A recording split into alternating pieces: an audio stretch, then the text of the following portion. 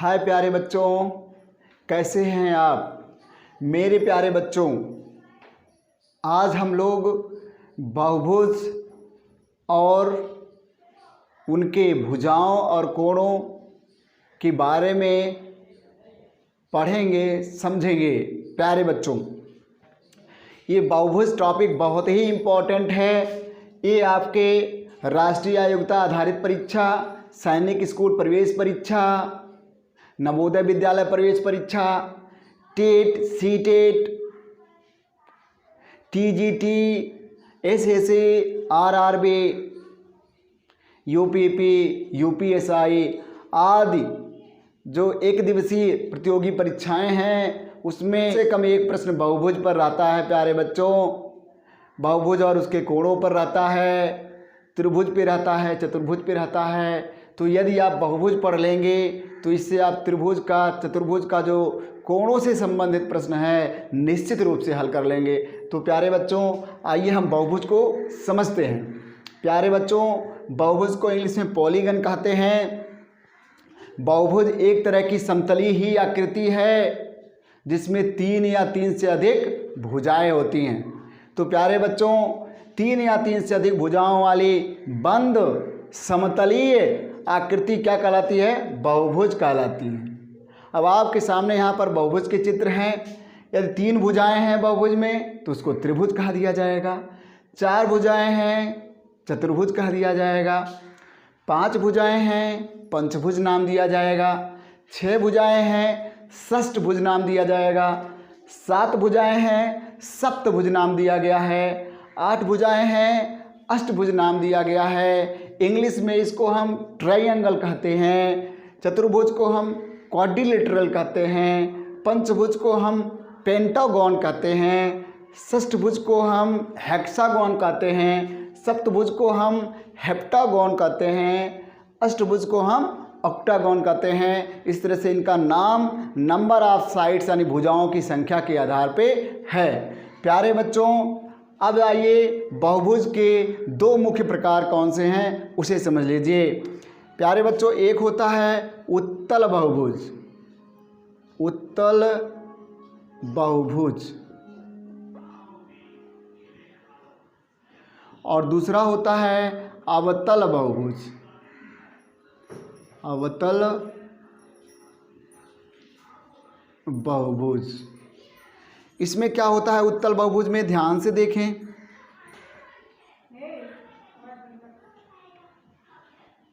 ये आपके सामने है A B C D E। क्या है प्यारे बच्चों? 1 2 3 4 5 साइड है तो इसलिए पंचभुज है। इस पंचभुज को ध्यान से देखिए। इसमें जो सारे अंतः कोण है, ये कोण, ये कोण, ये कोण, ये कोण, ये कोण, इनको क्या कहते हैं? अंतः कोण कहते हैं। अंतः कोण। इसमें अंतः कोण जो होता है, प्रत्येक अंतः कोण जो होता है प्यारे बच्चों वो 180 डिग्री से कम होता है, 180 अंश से कम होता है। ये इसका मेन प्रॉपर्टी होता है प्यारे बच्चों। इसको तो एकदम याद ही कर लीजिए। देख ही रहे होंगे, चूँकि यहाँ से टर्न हो जा रहा है, ये लाइन सीधी जाती तब 180 अंश होता है, ये सीधी जाती तब 180 अंश होता। लेकिन चूँकि ये टर्न कर गया तो इसलिए जो ये वाला कोण होगा 180 अंश से क्या हो जाएगा प्यारे बच्चों? कम हो जाएगा कि नहीं कम हो जाएगा? 180 से कम हो जाएगा। और अवतल बहुभुज क्या होता है उसे आप ध्यान से देखिए। ये देखिए, A B C D E F, यहाँ का जो अंतः कोण है इसको आप ध्यान से देखिए। ये जो कोण आपको दिखाई पड़ रहा है अंतः कोण, ये क्या है? अगर ये लाइन सीधी जाती तो 180 अंश होता, लेकिन इससे भी इधर घुमा हुआ है लाइन, तो इससे ये जो कोण होता है 180 अंश से क्या होता है? ज़्यादा होता है। तो ये क्या है? पर इसमें कम से कम एक अंतः कोण, एक अंतः कोण, कम से कम एक अंतः कोण, एक या एक से ज़्यादा भी हो सकता है। एक अंतः कोण जो होता है कम से कम 180 अंश से क्या होता है? ज़्यादा होता है यार बच्चों। तो ये रही मुख्य शर्त जिसके आधार पर आप कहेंगे कौन उत्तल बहुभुज है और कौन अवतल बहुभुज है। उत्तल को इंग्लिश में क्या कहते हैं? कन्वेक्स पॉलीगन कहते हैं, कन्वेक्स पॉलीगॉन कहते हैं। और इसको हम क्या बोलते हैं? कॉनकेव पॉलीगन, कॉनकेव पॉलीगॉन कहते हैं। ठीक है प्यारे बच्चों, आप पहचान लिए होंगे यहाँ पर हर कोण जो होगा 180 अंश से कम होगा, इसमें कम से कम एक कोण क्या होगा 180 अंश से ज़्यादा होगा। इस पर एक प्रश्न तो बन सकता है। तो प्यारे बच्चों हम आगे बढ़ते हैं, इससे आप स्क्रीनशॉट ले सकते हैं। आगे अब हम पढ़ने वाले हैं प्यारे बच्चों कि कोई बहुभुज अगर है तो उसमें अंतः कोण और बाह्य कोण क्या होता है। प्यारे बच्चों ध्यान से देखिए इस फिगर को, ये है पॉलीगन। प्यारे बच्चों अब हम जब बहुभुज की प्रॉपर्टी पढ़ते हैं, सारे की सारी बहुभुज, अगर कहीं बहुभुज लिखा है आप समझेंगे कि वो उत्तल बहुभुज है। सब जगह बहुभुज लिखा गया, सब उत्तल बहुभुज है। जितने भी प्रश्न आते हैं उत्तल बहुभुज से ही आते हैं। यदि फिगर नहीं बना है तो समझिए उत्तल बहुभुज की ही बात करता है। अब आपके सामने जो बहुभुज दिखाई पड़ रहा है इसमें ध्यान से देखिए।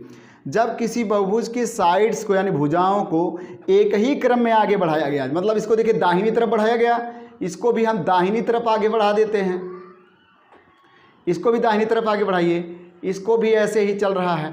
दाहिनी तरफ मतलब फॉरवर्ड डायरेक्शन में कर रहे हैं। इसको देखिए फॉरवर्ड, इसको भी मतलब कह सकते हैं घड़ी के विपरीत एंटी क्लॉकवाइज बढ़ाए हैं, इसको भी एंटी क्लॉक सीधे बढ़ा दिए, इसको भी सीधे ऐसे ले जा रहे हैं। तो इस तरह से जो कोण बनते हैं, बाहर जो कोण बनते हैं, इसको हम बाह्य कोण कहते हैं। क्या कहते हैं? बाह्य कोण कहते हैं। अब प्यारे बच्चों ध्यान से समझिए इसको, ये अगर बाह्य कोण देखा जाए और ये अंतः कोण देखा जाए, दोनों कोण मिला करके क्या हो रहा है? अंतः कोण, एक अंतः कोण और प्लस संगत बाह्य कोण, संगत बाह्य कोण, उसके साथ वाला जो बाह्य कोण है, दोनों को अगर जोड़ दिया जाए तो 180 अंश हो जाएगा कि नहीं हो जाएगा?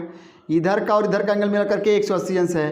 क्यों 180 अंश है? चूँकि सीधी लाइन पर जो कोण बनता है वो सदैव 180 अंश का ही होता है। इसको हम सरल कोण कहते हैं। और एक आप प्रगुण पढ़े होंगे, उसे हम कहते हैं linear pair of angle, linear pair of angles.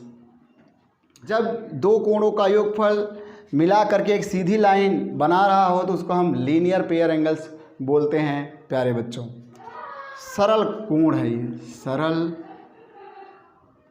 कोण,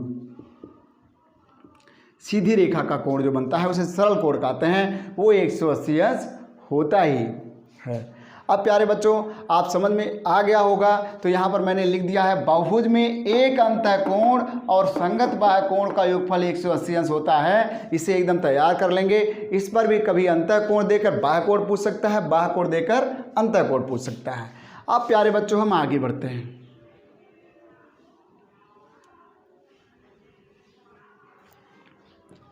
प्यारे बच्चों अब हम देखते हैं अंतः कोणों का योगफल क्या होता है।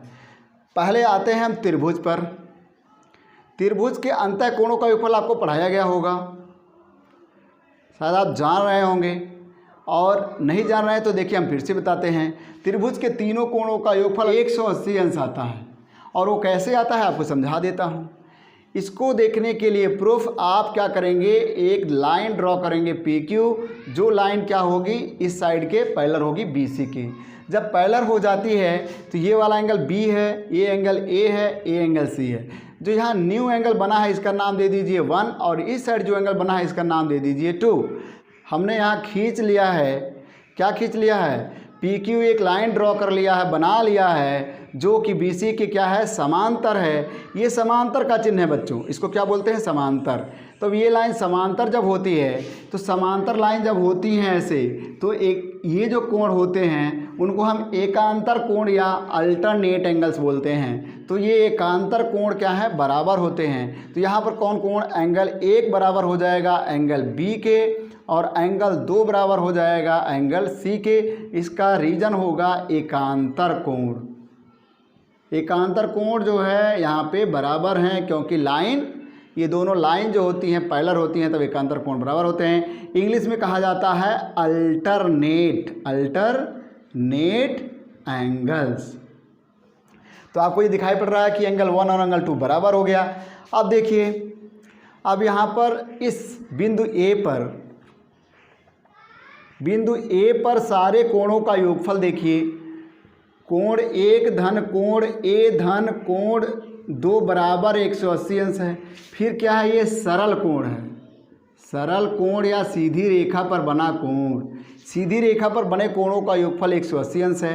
ए के जगह पर यहाँ से लिख दिया बी, और ये तो पहले से है ए, और 2 के जगह पर लिख दिया सी, तो मिल करके कितना हो गया 180 अंश।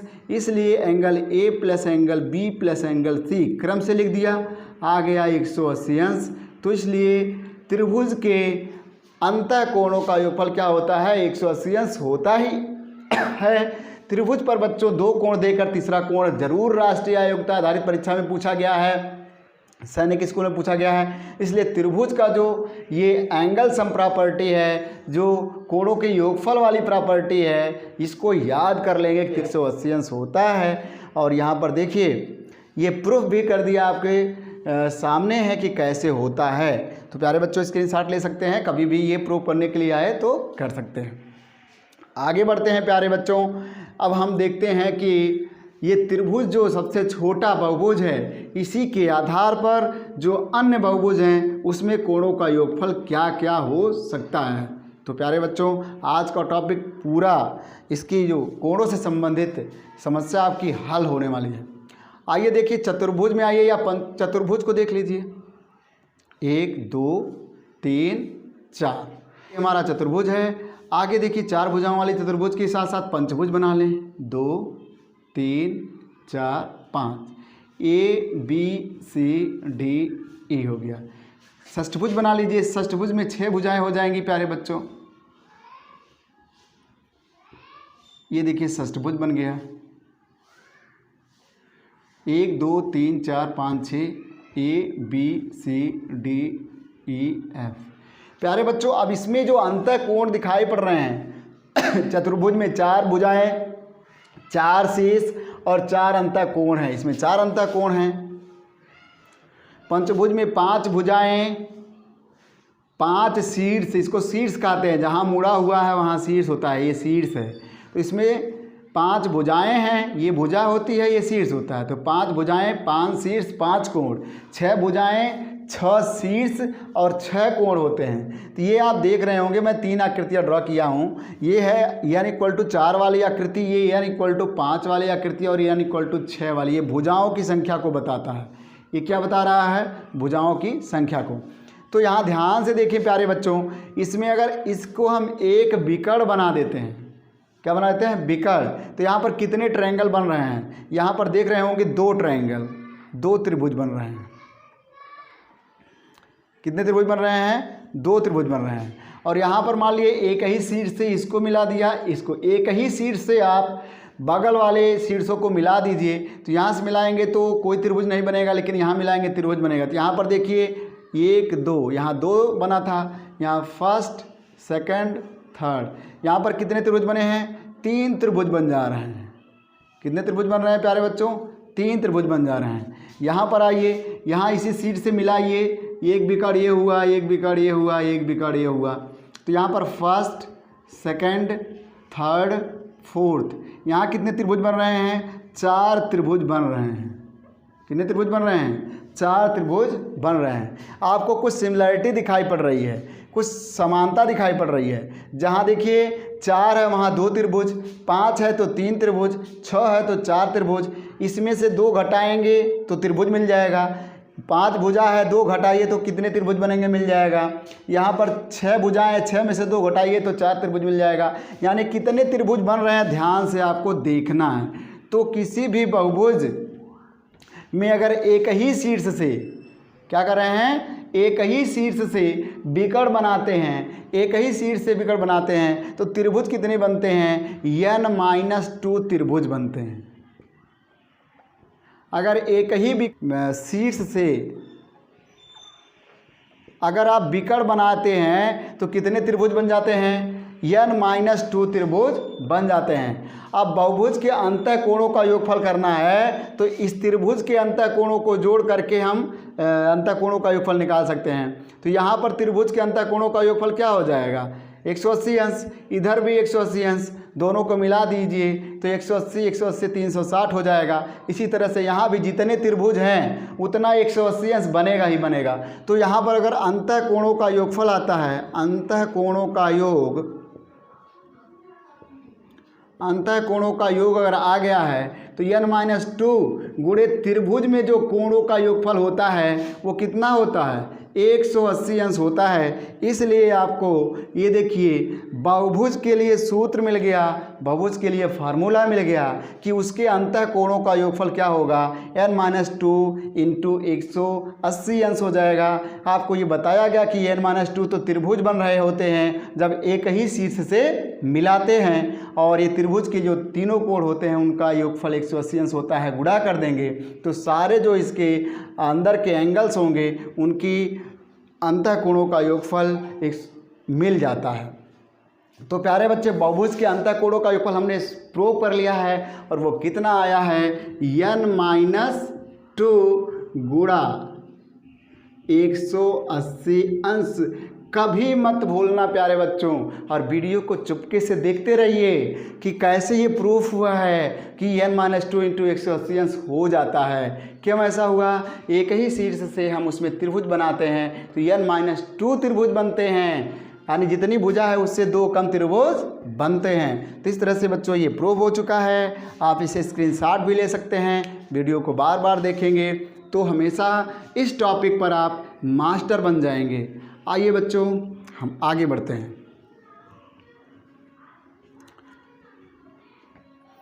अब प्यारे बच्चों आया है बहुभुज में बाह्य कोणों का योगफल कितना होता है। बहुभुज में बाह्य कोणों का योगफल कितना होता है इसे देखा जाए प्यारे बच्चों। प्यारे बच्चों ध्यान से देखिए,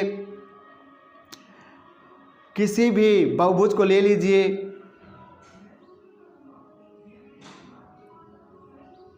मान लिया ये पंचभुज है, ABCDE पंचभुज है। तो बाह्य कोण क्या होते हैं, जब हम भुजाओं को एक ही क्रम में आगे बढ़ाते हैं। इसको देखिए हम इस साइड बढ़ाया है आगे की तरफ, अब यहाँ से इसको आगे की तरफ, यहाँ से इसको आगे की तरफ, यहाँ से इसको आगे की तरफ बढ़ा देंगे प्यारे बच्चों तो बहुत सारे हमको बाह्य कोण मिलते हैं। एक बाह्य कोण यहाँ मिला है 1, यहाँ पर बाह्य कोण मिला है 2, यहाँ पर बाह्य कोण मिला है 3, यहाँ पर बाह्य कोण मिला है 4, यहाँ पर बाह्य कोण मिल जाएगा 5। तो जितने अंतः कोण होते हैं उतने ही बाह्य कोण होते हैं प्यारे बच्चों, जितने अंतः कोण होते हैं उतने ही बाह्य कोण होते हैं प्यारे बच्चों। तो हमको अंतः कोणों का योगफल अगर मालूम है तो बाह्य कोणों का योगफल आसानी से निकल सकता है।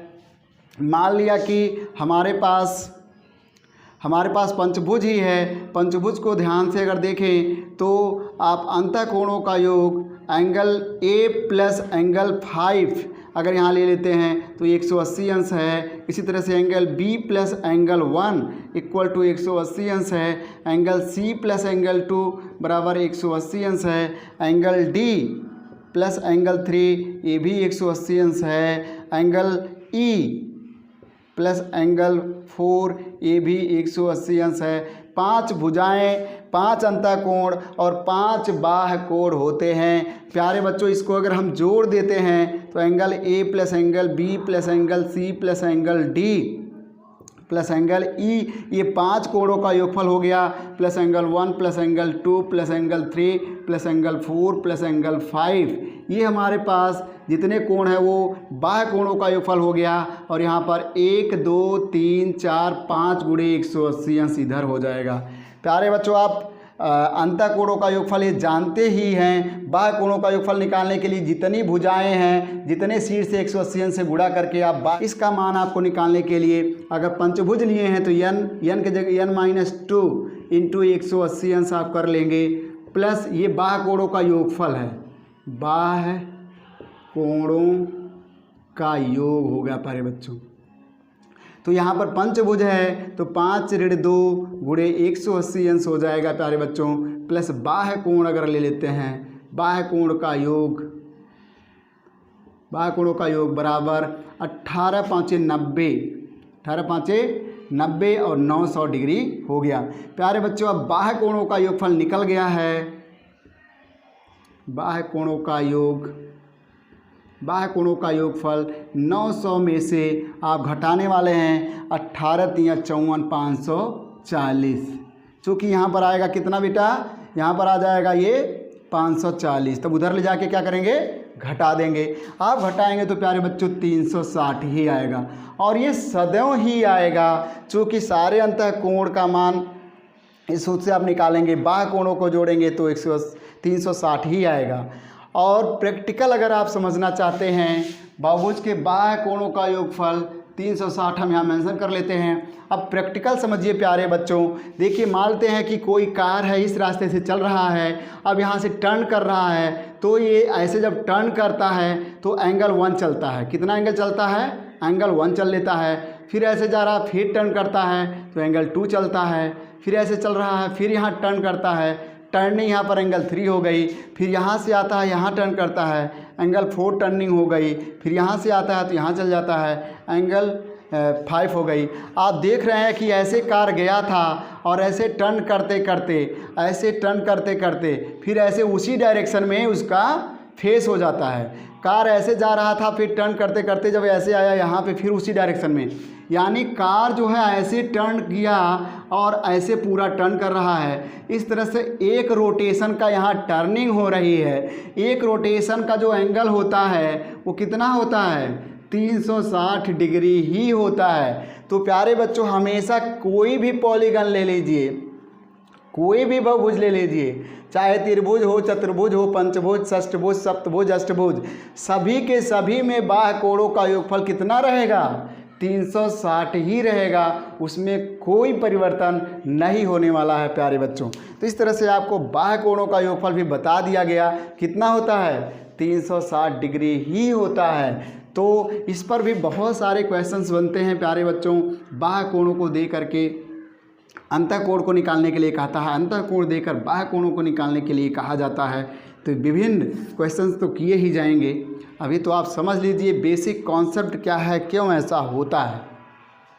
अब प्यारे बच्चों बहुभुज में विकर्णों की संख्या का जो सूत्र है वो क्या है प्यारे बच्चों, याद करेंगे, क्या हो जाएगा, n² - 3n/2 होता है प्यारे बच्चों। ये जो है कॉम्बिनेशन का एक सूत्र होता है प्यारे बच्चों कि है nc2 - n, क्योंकि हम n बिंदुओं से दो बिंदुओं को अगर मिलाते हैं तो हमको सीधी रेखाएं मिलती है, लेकिन किनारे किनारे हमारी साइड्स होती हैं, उसे घटाया जाता है। तो इससे ये सिंप्लीफाइड करके प्यारे बच्चों ये बना है बहुभुज में विकर्णों की संख्या। बहुभुज में जो विकर्णों की संख्या जो होती है प्यारे बच्चों n² - 3n/2 होती है। तो इस पर बहुत ज़्यादा प्रश्न पूछे गए हैं, इसलिए इसे ध्यान से देखेंगे। अब आते हैं प्यारे बच्चों, जो ऊपर के फार्मूले हैं उसी में समबाहुभुज की बात आ जाती है।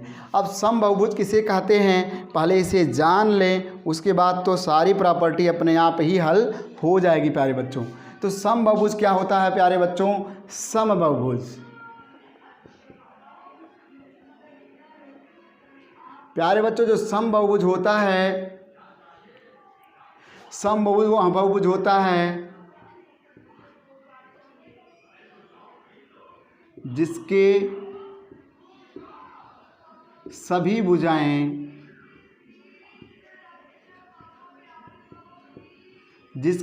भुजाएं एवं सभी कोण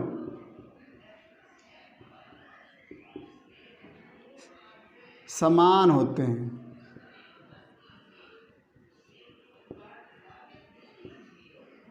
समबाहुभुज में क्या, सभी भुजाएं और सभी कोण क्या होते हैं, समान होते हैं, एकदम बराबर होते हैं, यानी कोण सारे आपस में बराबर होंगे और भुजाएं भी सभी बराबर होंगी। जैसे आप समबाहु त्रिभुज पढ़ते हैं, सारी भुजाएं बराबर होती हैं। तो आइए यहाँ पर देखिए समभुज के प्रत्येक अंतःकोण कितने होंगे। प्यारे बच्चों जब सारे कोणों का योगफल यहाँ आपको दिया गया है n - 2 × 180 अंश, तो एक कोण निकालने के लिए उसमें n से ही भाग देंगे। चूँकि n कोणों का योगफल है तो उसमें n से भाग देंगे तो एक एक कोण निकल जाएगा। तो n - 2 × 180 अंश बटा n कर देंगे, जहाँ n क्या है, भुजाओं की संख्या है। समबाहुभुज में प्रत्येक बाह्य कोण कैसे मिलेगा, समबाहुभुज में ध्यान से देखिए बच्चों, बहुभुज में सारे कोणों का योगफल क्या है, 360 अंश है। जब उसमें से हम एक बाह्य कोण निकालेंगे तो हम उसमें n से भाग देंगे, चूँकि सारे कोण आपस में बराबर हो जाएंगे। तो यहाँ हो जाएगा 360/n हो जाएगा। उसके बाद बच्चों भुजाओं की संख्या पूछता है, तो यहाँ पर देखिए, यहाँ पर 360/n किए हैं हम क्या निकालने के लिए, कोण निकालने के लिए। जब भुजा पूछा जाएगा यानी n निकालना है तो हम कोण से भाग दे देंगे। कोण बाह्य कोणों का योगफल क्या है 360 है, तो उसमें हम एक बाह्य कोण से भाग देंगे तो भुजाओं की संख्या निकल जाएगी। ऐसे ही अंतः कोणों का योगफल क्या है n-2 × 180 अंश है। अगर अंतः कोण दिया है और एक अंतः कोण दिया है, भाग दे देंगे तो समबाहुभुज में भुजाओं की संख्या प्यारे बच्चों मिल जाएगी। तो इस तरह से ये बेसिक कॉन्सेप्ट रहे प्यारे बच्चों। इस पर क्वेश्चंस कैसे कैसे आते हैं ये हम लोग पढ़ते हैं, देखते हैं कुछ क्वेश्चंस को कैसे क्वेश्चन पूछे जाते हैं। मान लिया प्यारे बच्चों समपंचभुज प्रश्न आ गया। समपंचभुज में ज्ञात कीजिए क्या अंतःकोणों का योग, अंतःकोणों का योग, प्रत्येक अंतःकोण, प्रत्येक अंतःकोण, तीसरा प्रत्येक बाह्य कोण, प्रत्येक बाह्य कोण या विकर्णों की संख्या, विकर्णों की संख्या। तो क्या होगा प्यारे बच्चों, ये प्रश्न एक हमारा जो है इसका फटाफट हम लोग सॉल्व कर लेते हैं। 1 से 2 सेकंड में एक पार्ट हो जाएगा। अंतःकोणों का योगफल हमारा ये समपंचभुज है, इसका मतलब n = क्या हो गया 5 यानी 5 हो गया। फार्मूला कहता है कि n-2 इंटू हम 180 अंश कर देंगे, इसका मतलब है कि हम 5 ऋण 2 गुणे 180 अंश कर देंगे। आप इसको जैसे ही सॉल्व करेंगे 18 गुणे 3, 18 × 3 = 54, 540 डिग्री होगा प्यारे बच्चों समपंचभुज के कोणों का योगफल। अब एक अंतः कोण निकालने के लिए कह रहा है, चूँकि 540 योगफल है तो 540 में हम 5 से भाग दे देंगे तो इसमें एक कोण का मान निकल जाएगा। तो इसको भाग दे दीजिए प्यारे बच्चों, 5 × 5, 4 कटेगा नहीं तो 0 बढ़ाएंगे, 5/40। प्यारे बच्चों बहुत ही इम्पॉर्टेंट है ये पॉइंट। समपंचभुज में प्रत्येक अंतःकोण कितना होता है 108 डिग्री होता है। अब बाह्य कोण की बात कर रहा है प्यारे बच्चों, तो बाह्य कोण तो आप 360 में चाहो तो n से भाग दो, 360/5 बराबर 5 × 7 = 35, 5 × 2 = 10, 72 डिग्री होगा। तो प्रत्येक बाह्य कोण कितना होगा 72 हो जाएगा। प्यारे बच्चों एक और प्रॉपर्टी है यहाँ पर, अंतःकोण प्लस बाह्य कोण बराबर 180 अंश। यदि आप बाह्य कोण निकाल लिए हैं तो अंतःकोण के लिए 180 अंश से घटा दीजिए, अंतःकोण निकाल लिए हैं तो बाह्य कोण के लिए 180 अंश से घटा दीजिए। तो वो भी एक तरीका है, क्योंकि आप देखिए अगर आपको बाह्य कोण ये निकालना है तो आप 180 में से अंतःकोण को माइनस कर सकते थे, उससे भी हमारा 72 डिग्री आ जाएगा। या 180 में से 72 माइनस कर दिए होते तो आपका अंतःकोण निकल जाता। तो भी ये भी सूत्र है निकालने का, अंतःकोण प्लस बाह्य कोण बराबर 180 अंश, उससे भी काम चल जाएगा। विकर्णों की संख्या बहुत बहुत इंपॉर्टेंट है ये प्रश्न, NTSC में 2007 में पूछा गया है प्यारे बच्चों। कौन सा ऐसा बहुभुज है जिसमें विकर्णों की संख्या भुजाओं की संख्या के बराबर होती है। तो यहाँ विकर्णों की संख्या जब निकालते हैं प्यारे बच्चों, सूत्र है n² - 3n/2। प्यारे बच्चों यहाँ पर n की जगह 5 स्क्वायर कर देंगे, -3 × 5 कर देंगे और बटा 2 कर देंगे प्यारे बच्चों। तो हो जाएगा 5 × 5 = 25 - 15/2 बराबर प्यारे बच्चों आएगा 10/2 बराबर आ जाएगा 5 प्यारे बच्चों। यहाँ देखिए समपंचभुज ऐसा बहुभुज है जिसमें भुजाओं की संख्या 5 है और विकर्णों की संख्या भी क्या है प्यारे बच्चों 5 ही है। तो पूछा गया है कौन सा ऐसा बहुभुज है जिसमें भुजाओं की संख्या उसमें विकर्णों की संख्या के बराबर है। तो पंचभुज ही ऐसा बहुभुज है जिसमें भुजाओं की संख्या उसके विकर्णों की संख्या के बराबर हो जाती है। बहुत ही इंपॉर्टेंट ये प्रश्न है प्यारे बच्चों। अन्य प्रश्नों को हम दूसरे वीडियो में डिस्कस करते हैं प्यारे बच्चों, क्योंकि वीडियो बहुत लंबा हो